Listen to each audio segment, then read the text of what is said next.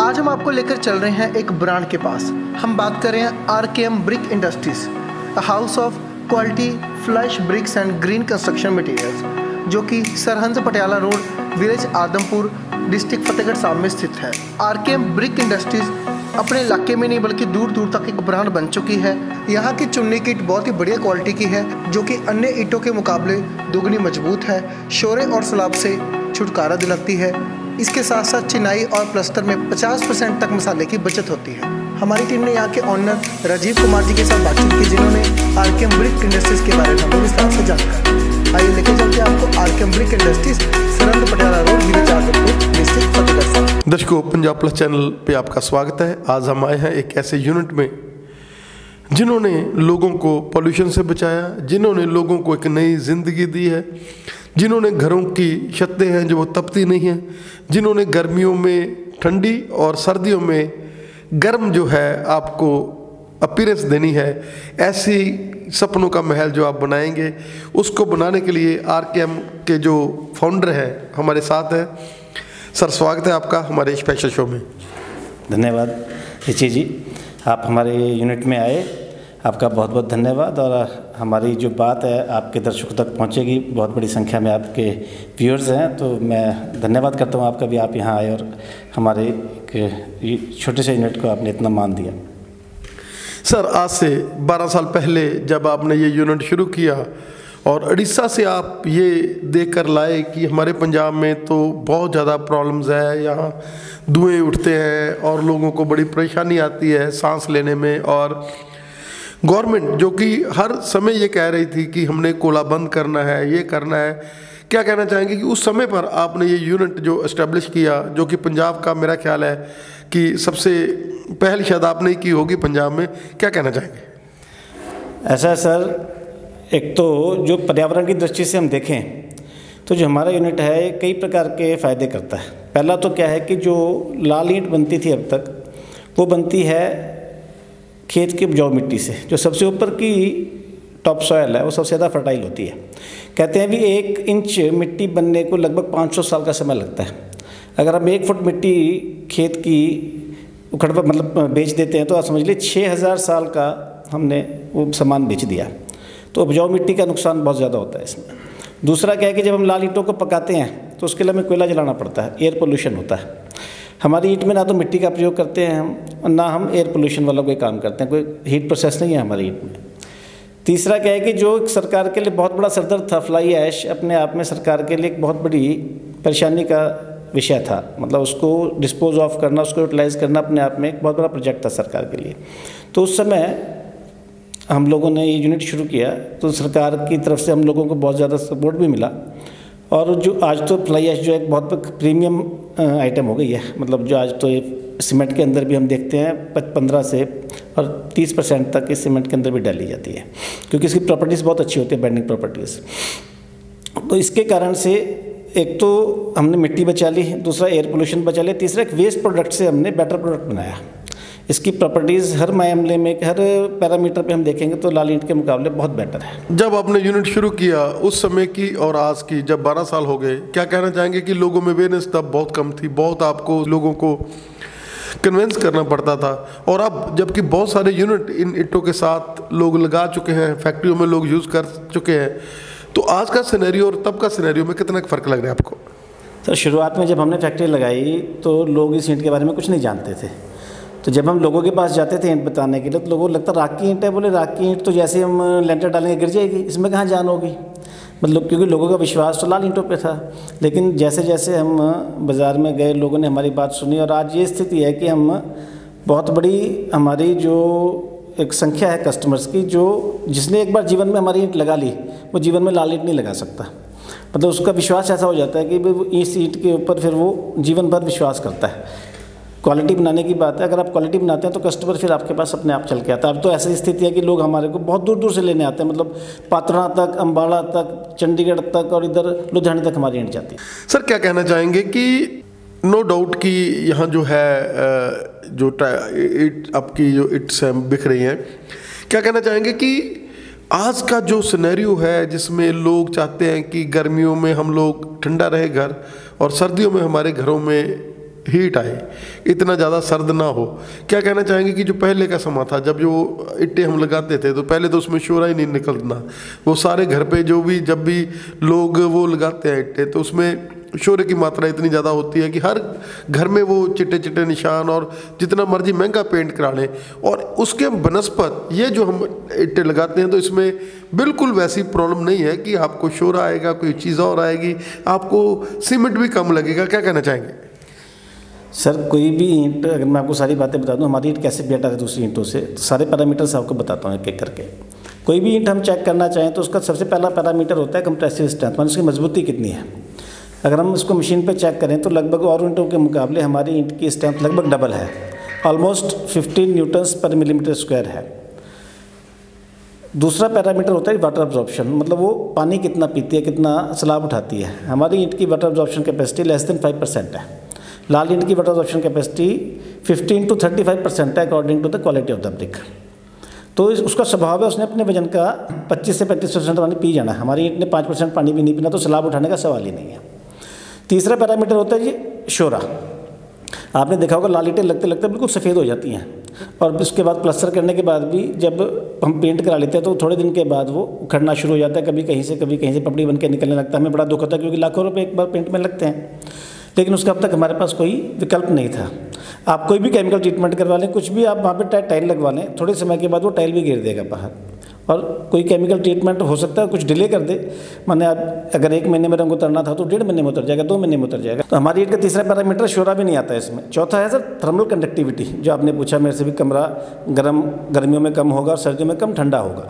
उसका कारण क्या है सर? जो चूना है वो हीट और कोल्ड का बहुत बैड कंडक्टर है। आपने देखा होगा जितनी पुरानी बिल्डिंग्स हैं, पुराने किले, पुराने महल, पुराने मंदिर हैं, वो सभी चूने की चिनाई पे बने हुए हैं, तो वो हमेशा गर्मियों में ठंडे रहते हैं, सर्दियों में गर्म रहते हैं। तो यही हमारी ईंट का फंडा है। हमारी ईंट में चूना होने के कारण ही चूना बहुत बैड मतलब कंडक्टर होता है हीट का और कोल्ड का, तो इस वजह से कमरे को 3 से 4 डिग्री गर्मी में ठंडा रखेगा और सर्दियों में गर्म रखेगा। इसके अगला पैरामीटर अगर हम देखें, आपने अगला पैरामीटर इसका हो जाएगा कि जैसे इकोनॉमिकल क्या पोजीशन है इसकी, मतलब कैसे कॉस्ट कटिंग। जैसे आपको एक बार रेट शायद कुछ उसका तेज़ लगेगा हमारी ईंट का, लेकिन अगर मल्टीमेट कॉस्ट जोड़ेंगे तो हमारी ईंट सस्ती पड़ती है। सस्ती कैसे पड़ती है? लाल ईंट को जब हम पकाते हैं तो लाल ईंट थोड़ी डिफॉर्म हो जाती है, कुछ ना कुछ उसका कोई किसी का पेट बाहर निकल जाता है, किसी का अंदर चला जाता है, तो उसको कवर अप करने के लिए हमें 1.25 इंची के 1 इंची मसाला लगाना पड़ता है प्लास्टर में, और चिनाई में ही मसाला उसका ज़्यादा लगता है। हमारी ईंट चूँकि डाई से बनती है और हर एक ईंट को हम 30 टन के प्रेशर से कंप्रेस करते हैं, तो इसके कारण से हमारी ईंट के अंदर वेरिएशन नहीं आती, और दूसरा हीट प्रोसेस ना होने के कारण ईंटें सीधी रहती हैं, तो इसके कारण से तो मसाला ही 200 चढ़ता है। उस वजह से आपको पता है सीमेंट भी महंगा, रेता भी महंगा, सभी चीज़ें महंगी है आजकल। अगर हम कॉस्ट वाइज देखें तो लगभग 1 रुपये पर ब्रिक के पीछे मसाला बचता है। और इसके बाद लाल ईंट में जैसे आप देखें तो ब्रेकेज रहती है 5 से 7%, टूटी हुई ईंटें निकलती हैं। हमारी ईंट में लेस देन 1% निकलती है ब्रेकेज भी बहुत कम आती है। इसके बाद जो आपके कॉस्टली पेंट्स हैं वो सारे बच गए, मतलब मजबूती डबल आ गई, शोरा शराब से छुटकारा मिल गया, आपको कमरा ठंडा गर्म कम हो रहा है, इकोनॉमिकल भी है, रोडे भी नहीं निकल रहे, और सब प्रकार के आपको इसमें फ़ायदे ही फ़ायदे हैं। और पर्यावरण का फ़ायदा तो आपके सामने मैंने सबसे पहले बताया। सब्सिडी वगैरह दे रही है क्योंकि ये सरकार का काम आप लोग कर रहे हैं, क्योंकि सरकार चाहती है कि पोल्यूशन नहीं है। सेंट्रल सरकार या पंजाब की सरकार को इस तरफ ध्यान दे रही है कि हम लोग इन ईंटों को परचेज करें, हम इनको फैसिलिटेट करें और आप लोगों की हेल्प करें। क्या कहना चाहेंगे इसमें? सर सरकार की तरफ से शुरुआत में कुछ हमारे को सपोर्ट था कि जैसे हमें fly ash free of cost मिलती थी, लेकिन अभी पिछले 2-3 साल से सरकार ने वो नोटिफिकेशन वापस ले लिया। सरकार ने कहा है कि जिस प्लांट की यूटिलाइजेशन 100% पहुंच गई है फ्लाई ऐश की, the plant is not bound to give free of cost. तो हमें अब आज की डेट में फ्लाई ऐश भी खरीद के लानी पड़ती है। हर चीज़ देखो, हमारी बजरी भी महंगी है, हमारा चूना भी महंगा, हर चीज़ हमारी जो रॉ मटेरियल की कॉस्ट है बहुत ज़्यादा बढ़ गई है, और बाज़ार के अंदर हमें कम्पीट करना पड़ता है लाल ईंट वालों से।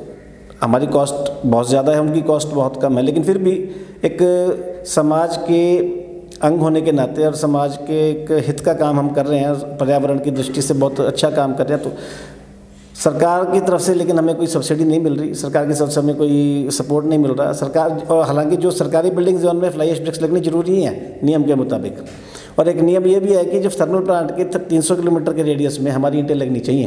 कोई भी बिल्डिंग अगर बनती है, लेकिन वो प्रैक्टिकल नहीं है, अभी सरकार उसको नहीं लागू करवाने पे सक्षम है, क्योंकि उसके कारण ये भी हो सकता है कि हमारे यूनिट्स अभी इतनी प्रोडक्शन करने में सक्षम ही नहीं है। हमारी इंडस्ट्री बहुत छोटी है, जितनी बाज़ार में डिमांड है उतना हम प्रोड्यूस भी नहीं कर पा रहे।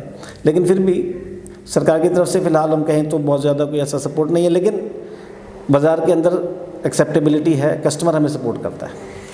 सर क्या कहना चाहेंगे कि 12 साल के कैरियर में चेन बनी है आपकी, एक बंदा लेकर जाता है, जब दूसरा बंदा देखता है, बिल्डिंग देखता है, अंदर बैठकर देखता है, तो वो आगे से आगे चेन बन रही है।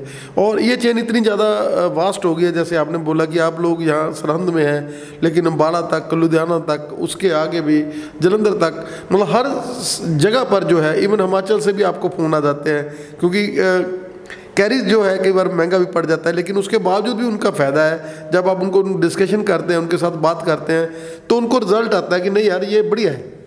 बिल्कुल ठीक बात है सर। एक बार अभी मेरे पास आज से पीछे 7-8 महीने पहले एक आदमी आया, आदमी दड़बा से आया, दड़बा बहुत दूर से पड़ता है, यहाँ से मतलब पतरा के पास पड़ता है। तो व्यक्ति बेल्जियम रहता था, वो बेल्जियम से आए, बेल्जियम से उनका मतलब मुझे आए कि यहाँ पे बोलने लगे जी मैं पूरा पंजाब घूमा, मैंने लाल ईंट की भट्टी बहुत देखी, आपकी कैसी फैक्ट्री बहुत देखी, लेकिन मेरा मन कहीं भी टिका नहीं, आपके जैसी ईंट मुझे कहीं नहीं मिली। तो उस व्यक्ति ने अपनी गाड़ी भेज के यहाँ से ईंटें मंगाता था जी, और वो मुझे लगता है कम से कम 1.5 से 2 रुपये भाड़ा पे करते होंगे, और यहाँ से हम लोग उनको 7300 में देते थे, तो 9 रुपये से ऊपर उनको ईंट पड़ती थी।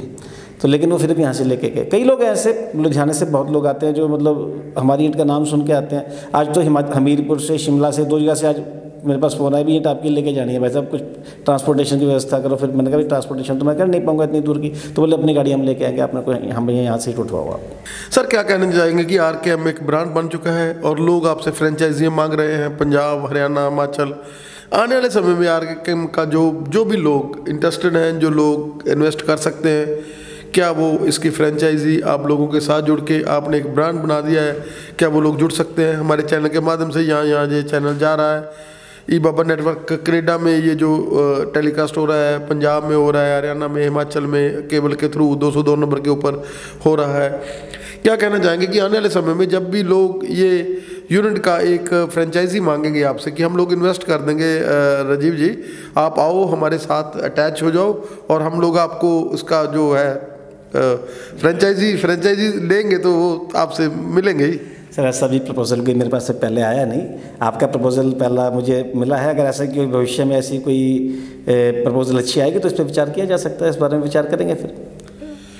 सर आपने हमें समय दिया, और दर्शकों अगर आप चाहते हैं कि आपने एक सेफ्टी बढ़िया काम करना है, आपने घर बनाना है, कोठी बनानी है, एक बार बनती है ज़िंदगी में, और उसमें हम बढ़िया मटेरियल यूज़ करें, तो आप एक बार चूने की टाइल यूज़ करके देखो, भाई साहब से मिलो, इन्होंने जो कोठियाँ बनाई हैं उसके पास उनके फ़ोन नंबर लो, बात करो।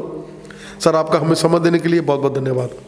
आपका बहुत बहुत धन्यवाद जी, आप यहाँ आए और हमारा एक छोटा सा आपने साक्षात्कार हमारे साथ किया, और हमारे इस प्रोडक्ट को आपने, आपके जितने भी फॉलोअर्स हैं हम सब तक मेरा ये प्रोडक्ट पहुँचेगा, तो एक बार बहुत बहुत आपका धन्यवाद। सर हम चाहेंगे कि आप हमें खुद जो है सारा यूनिट विजिट कराएं कि कैसे ये बनती हैं ईंटें, और कैसे कैसे आप ईंट को भी कितनी मजबूती है उसमें सारा दिखाएं। आइए चलिए फिर मैं आपको एक बार ये देखिए भाई साहब, ये हमारी ईंट की क्वालिटी देखिए, आवाज़ देखिए, टन टन आवाज़ करती है, बिल्कुल टन टन जैसे लोहा बज रहा हो।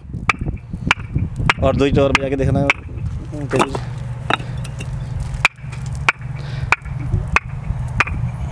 ये ईंट की क्वालिटी है, इसकी स्ट्रेंथ बहुत ज़्यादा होती है, मतलब अन्य ईंटों के मुकाबले लगभग डबल स्ट्रेंथ है इस ईंट की। और देखिए कितना प्लीजेंट अपीयरेंस है, और देखने में कितनी सुंदर लगती है। अगर आप इसको कई बार प्लास्टर नहीं भी कराएंगे ना तो बहुत अच्छी लगती है बाहर से। ये सर ये जो 6 mm का ग्रेवल है हमारा, ये बीच में हम डालते हैं इसमें, इसके कारण से और जो ईंट की मजबूती है बहुत ज़्यादा बढ़ जाती है। ये हमारा चूना है जी, ये चूना इसके कारण जो जिसके असली चीज़ के जो ईंट का असली हिस्सा है ये चूना है जी, जिसके कारण इस ईंट की मजबूती और इसकी ईंट के अंदर जो चूने के कारण से गर्म और ठंडा कम होता है कमरा, सबसे बड़ी चीज़ ये चूना है। जो भी मटेरियल हम ईंट में डालते हैं, चाहे बजरी है, चाहे फ्लाई ऐश है, चाहे चूना है, पीओपी है, सभी इसमें डाल के और ऐसे मिक्स कर देते हैं, और बाद में मिक्स करने के बाद इसको कन्वेयर बेल्ट की सहायता से ब्रिक मेकिंग मशीन पे ले जाते हैं। इस मशीन को ये 30 टन के प्रेशर से हम इसको कंप्रेस कर देते हैं। तो कंप्रेस करने के कारण ये देखिए वो कंप्रेस कर दिया हमने, कंप्रेस करके फिर वो बाद में वहाँ पे ईंटें निकल जाती हैं पिछली साइड, ईंट ऊपर आ जाती है।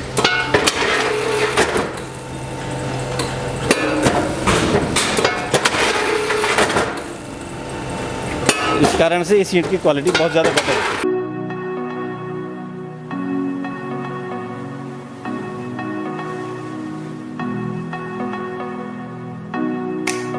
ताज़ी ईंट बन के आती है, इन पैलेट्स पे आती है।